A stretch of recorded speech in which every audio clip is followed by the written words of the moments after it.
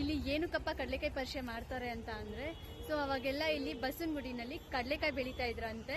ಆಗ ಗೂಳಿ ಬಂದು ಬಸವ ಬಂದು ಎಲ್ಲ ತಿನ್ಕೊಂಡು ಹೊಂಟೋಗ್ತಿತ್ತಂತೆ. ಕೆಲವೊಬ್ರು ಕಡಲೆಕಾಯಿ ಗುಡ್ಡೆ ಹಾಕಿದ್ರೆ ಒಂದೊಂದು ಇಡೀ ತೊಗೊಂಡು ತಿಂತಾರೆ. ಆದರೆ ನನಗೆ ಅಲ್ಲಿ ಒಂದು ತಿನ್ನೋಕ್ಕೂ ಭಯ ಆಗ್ತಿತ್ತು. ಒಂದು ಬ್ಯಾಗ್ನ ಪರ್ಚೇಸ್ ಮಾಡಿದೆ. ಫಸ್ಟ್ ಟೈಮ್ ನಾನು ಇದನ್ನು ಹಾಕ್ಸ್ಕೊಂಡಿದ್ದು. ನಾನೇ ಒಂದು ಅಂಗಡಿ ಇಡ್ಬೋದು ಅಷ್ಟು ಇಯರಿಂಗ್ಸ್ ಇದೆ.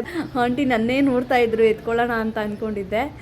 ಬಟ್ ನಿಜ ಹೇಳಿ, ಅಲ್ಲೇನು ಇಟ್ಟಿರ್ತಾರೆ ಆ ಒಂದು ಐಟಮ್ಗೆ ಆ ರಿಂಗ್ ಹಾಕೋದಕ್ಕೆ ಸಾಧ್ಯನಾ ಅಂತ. ಸೊ ದುಡ್ಡಿಗೆಲ್ಲ ಒಂದು ಬಿಸ್ಕೆಟ್ಗೂ ಕೂಡ ಹಾಕೋದಕ್ಕೆ ಆಗಲಿಲ್ಲ.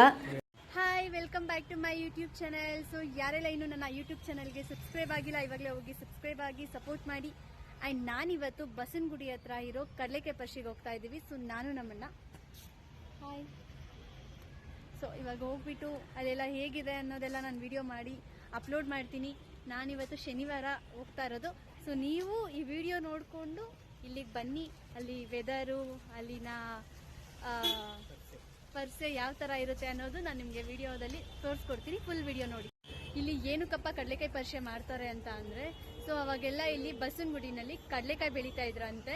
ಆಗ ಗೂಳಿ ಬಂದು ಬಸವ ಬಂದು ಎಲ್ಲ ತಿನ್ಕೊಂಡು ಹೊಂಟೋಗ್ತಿತ್ತಂತೆ. ಆ ಕಾರಣಕ್ಕೆ ಸೊ ಎಲ್ಲರೂ ಊರಿನ ಜನ ಎಲ್ಲ ಹೋಗ್ಬಿಟ್ಟು ಬಸವನ ಹತ್ರ, ಅದೇ ಕಾರ್ತಿಕ್ ಮಾಸದಲ್ಲಿ ನಾನು ಒಂದ್ಸಲ ಇಲ್ಲಿ ಬಂದು ಕಡಲೆಕಾಯಿ ಪರಿಷೆ ಅಂತ ಮಾಡ್ತೀವಿ ಅಂತ ಇದೊಂದು ಹರಕೆ ಕಟ್ಕೊಂಡಿರೋದಕ್ಕೆ ಈ ಒಂದು ಕಡಲೆಕಾಯಿ ಪರಿಷೆ ಮಾಡ್ತಾರೆ ಅಂತ ನಾನು ತಿಳ್ಕೊಂಡಿದ್ದೀನಿ.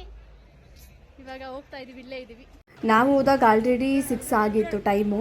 ಸೊ ತುಂಬ ಅಂದರೆ ತುಂಬ ಜನ ಬಂದಿದ್ದರು 6 ಗಂಟೆಲೇ. ಕೆಲವೊಬ್ರು ಕಡಲೆಕಾಯಿ ಗುಡ್ಡೆ ಹಾಕಿದರೆ ಒಂದೊಂದು ಇಡೀ ತೊಗೊಂಡು ತಿಂತಾರೆ. ಆದರೆ ನನಗೆ ಅಲ್ಲಿ ಒಂದು ತಿನ್ನೋಕ್ಕೂ ಭಯ ಆಗ್ತಿತ್ತು. ಅವ್ರನ್ನ ಕೇಳಿನೇ ಒಂದು ಎತ್ಕೊಂಡು ತಿಂದೆ. ಇದನ್ನು ಆಲ್ಮೋಸ್ಟ್ ಎಲ್ಲ ಜಾತ್ರೆಲೂ ನೀವು ನೋಡಿರ್ತೀರಾ. ಇದನ್ನು ಆಟ ಆಡೋದಕ್ಕೆ ಅಂತಲೇ ಒಂಥರ ಏನೋ ಒಂದು ಖುಷಿ. ಸೊ ನಾನು ಅಲ್ಲಿತ್ತು. ಸೊ ಸುಮ್ಮನೆ ಆಟ ಆಡಿ ಹಂಗೆ ಪರ್ಚೇಸಿಂಗ್ ಮಾಡಲಿಲ್ಲ, ಸಾಕಪ್ಪ ಅಂದ್ಬಿಟ್ಟು ಅಲ್ಲೇ ಇಟ್ಬಿಟ್ಟು ಬಂದುಬಿಟ್ಟೆ. ಅಲ್ಲಂತೂ ತುಂಬ ಏನೇನೋ ಕಲೆಕ್ಷನ್ಸ್ ಇತ್ತು. ಹಾಗೆ ನೋಡೋಣ ಅಂದ್ಬಿಟ್ಟು ಒಂದು ರೌಂಡಿಂಗೋ ಹಂಗೆ ಬಂದು ನಾನು ಕೂಡ ಪರ್ಚೇಸ್ ಮಾಡೋಣ ಅಂತ ಒಂದು ಬ್ಯಾಗ್ ನೋಡಿದೆ ನಮ್ಮಮ್ಮಗೆ ಅಂತ. ಸೊ ಒಂದು ಬ್ಯಾಗ್ನ ಪರ್ಚೇಸ್ ಮಾಡಿದೆ. ಇದನ್ನು ನಾನು ಎಲ್ಲ ಜಾತ್ರೆಯಲ್ಲೂ ನೋಡ್ತಿದ್ದೆ. ಆದರೆ ನನಗೆ ಚಿಕ್ಕ ವಯಸ್ಸಿಂದ ಹಾಕ್ಸ್ಕೋಬೇಕಂತ ತುಂಬ ಆಸೆ ಆಗ್ತಿತ್ತು. ಬಟ್ ಒಂದು ಟ್ರೈ ಮಾಡೇ ಬಿಡೋಣ ಅಂದ್ಬಿಟ್ಟು ಫಸ್ಟ್ ಟೈಮ್ ನಾನು ಇದನ್ನು ಹಾಕ್ಸ್ಕೊಂಡಿದ್ದು. ಆದರೆ ನನಗಿಷ್ಟ ಆಗಲಿಲ್ಲ. ಏನೋ ಅದು ಸ್ಮೆಲ್ಲು ಇಷ್ಟ ಆಗಲಿಲ್ಲ. ಆ್ಯಂಡ್ ಅದು ಏನು ಡಿಸೈನು ಇಷ್ಟ ಆಗಲಿಲ್ಲ. ಸೊ ಹಾಗೆ ಅಲ್ಲಿ ಇಯರಿಂಗ್ಸು ಮತ್ತು ನೆಕ್ ಚೈನ್ಸ್ ಎಲ್ಲ ಇತ್ತು. ಸುಮ್ಮನೆ ನೋಡಿದೆ, ಬಟ್ ಏನು ಪರ್ಚೇಸ್ ಮಾಡಲಿಲ್ಲ. ಏನಕ್ಕಂದರೆ ನಾನೇ ಒಂದು ಅಂಗಡಿ ಇಡ್ಬೋದು ಅಷ್ಟು ಇಯರಿಂಗ್ಸ್ ಇದೆ. ಬಟ್ ಚಿಕ್ಕ ವಯಸ್ಸಲ್ಲಿ ಅದೊಂದು ತುಂಬ ಕ್ರೇಜ್ ಇತ್ತು.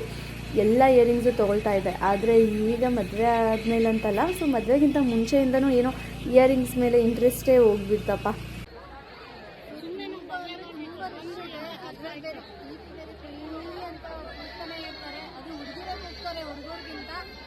ಸೊ ಹಾಗೆ ಅಲ್ಲಿ ಮಾವಿನಕಾಯಿ ಪೀಸ್ ಮಾಡ್ತಾಯಿದ್ರು. ಸೊ ಮಾವಿನಕಾಯಿ ತಿನ್ನಬೇಕಂತ ಅನ್ನಿಸ್ತು.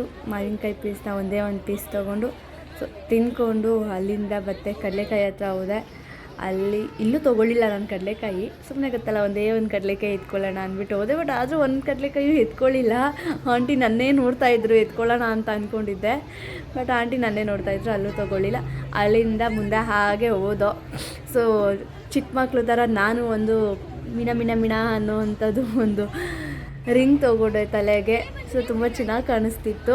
ನಾನು ಆಲ್ಮೋಸ್ಟ್ ಎಲ್ಲೂ ಹೋಗಲ್ಲ. ಬಟ್ ನಮ್ಮ ಅಣ್ಣನೇ ಬಾ ಕಡಲೆಕಾಯಿ ಪರಿಷೆ ಇದೆ ಅಂದ್ಬಿಟ್ಟು ಕರ್ಕೊಂಡು ಹೋದ. ಬಟ್ ಹೋಗಿದ್ದಕ್ಕೂ ತುಂಬ ಖುಷಿ ಆಯಿತು. ಏನಕ್ಕಂದರೆ ಆಲ್ರೆಡಿ ನಾನು 3 ಇಯರ್ಸ್ ಹಿಂದೆ ಹೋಗಿದ್ದೋ. ನಾನು ಗುಬ್ಬಿರಣ್ಣ ನಮ್ಮಣ್ಣ ಹೋಗಿದ್ದೋ. ಬಟ್ ಈ ಸಲ ನಾನು ನಮ್ಮಣ್ಣ ಹೋಗಿದ್ದೋ. ಸೊ ಹೋಗಿದ್ದಕ್ಕೂ ಏನಕ್ಕಪ್ಪ ತುಂಬ ಖುಷಿ ಆಯಿತು ಅಂತ ಅಂದರೆ, ಅಲ್ಲಿನ ಜನಗಳು, ಆಮೇಲೆ ಅಲ್ಲಿನ ಕಲೆಕ್ಷನು, ಸೊ ಏನೋ ಒಂಥರ ಜಾತ್ರೆ ವೈಬ್ಸ್ ಅಂತಾರಲ್ಲ. ಸೊ ನೋಡಿ ತುಂಬ ಖುಷಿ ಆಯಿತು. ಆಲ್ರೆಡಿ ಒಂದು ಸೈಡ್ ಹೋಗಿ ಇನ್ನೊಂದು ಸೈಡ್ ಬರೋ ಅಷ್ಟರಲ್ಲಿ ಕಾಲೆಲ್ಲ ಫುಲ್ ನೋವು ಬಂದುಬಿಟ್ಟಿತ್ತು. ಆ ಜನಗಳ ಮಧ್ಯೆ ಹೋಗೋಕ್ಕಾಗ್ತಿಲ್ಲ, ಬಿಡೋಕ್ಕಾಗ್ತಿಲ್ಲ. ಸೊ ಅಲ್ಲಿಂದ ಹಾಗೆ ಗೇಮ್ಸ್ ಆಡೋದಕ್ಕಂತ ನಂಗೆ ತುಂಬ ಇಷ್ಟ ಈ ಥರ ಗೇಮ್ಸ್ ಎಲ್ಲ ಆಡೋದಕ್ಕೆ. ಬಟ್ ಏನಂದರೆ ಆ ಜನಗಳನ್ನ ನೋಡಿ ಯಾವ ಗೇಮ್ಸು ಬೇಡ ಅಂತ ಅನ್ನಿಸ್ಬಿಡ್ತು. ಅಷ್ಟು ಜನ ಇದ್ದರು. ಆ ಕಾರಣಕ್ಕೆ ಯಾವ ಗೇಮ್ಸು ಆಡಲಿಲ್ಲ, ಏನೂ ಇಲ್ಲ. ಸುಮ್ಮನೆ ಎಲ್ಲ ಕಡೆ ನೋಡಿಕೊಂಡು ನನಗೇನಾದರೂ ಇಷ್ಟ ಆಗಿರೋದನ್ನ ಪರ್ಚೇಸ್ ಮಾಡಿಕೊಂಡು ತಿಂದ್ಕೊಂಡು ಹೋಗೋಣ ಅಂದ್ಬಿಟ್ಟು ಗೇಮ್ಸ್ ಆಡೋಕ್ಕೆ ಹೋಗಲಿಲ್ಲ. ಅಲ್ಲಿಂದ ನನ್ನ ಫೇವ್ರೇಟ್ ಮೊಮೋಸ್ ತಿನ್ನಬೇಕಂತ ಅನ್ನಿಸ್ತು. ಸೊ ಪನ್ನೀರ್ ಮೊಮೋಸ್ ತೊಗೊಂಡ್ಮೇಲೆ 5 ಪೀಸಲ್ಲಿ 4 ಪೀಸ್ ತಿಂದೆ. ಆ್ಯಕ್ಚುಲಿ 2 ಪೀಸ್ಗೆ ಸಾಕು ಅನ್ನಿಸ್ಬಿಡ್ತು. ಬಟ್ ನಮ್ಮಣ್ಣ ಎಲ್ಲಿ ಬೈದು ಬಿಡ್ತಾನೆ ಅಂದ್ಬಿಟ್ಟು ಇದು 4 ಪೀಸು ತಿಂದ್ಬಿಟ್ಟು ಇನ್ನೊಂದೇ ಒಂದು ಪೀಸ್ನ ವೇಸ್ಟ್ ಮಾಡಿದೆ. ಯಾಕೋ ಅಷ್ಟು ಚೆನ್ನಾಗಿರಲಿಲ್ಲ. ಹಾಗೆ ದೊಡ್ಡ ಗಣಪತಿ ದೇವಸ್ಥಾನ ಮುಂದೆ ಫೋಟೋ ತೊಗೊಂಡು ದೇವರೇ ಎಲ್ಲರಿಗೂ ಒಳ್ಳೇದು ಮಾಡಪ್ಪ ಅಂತ ಬೇಡ್ಕೊಂಡು ಸೊ ರಿಟರ್ನ್ ಬಂದೆ.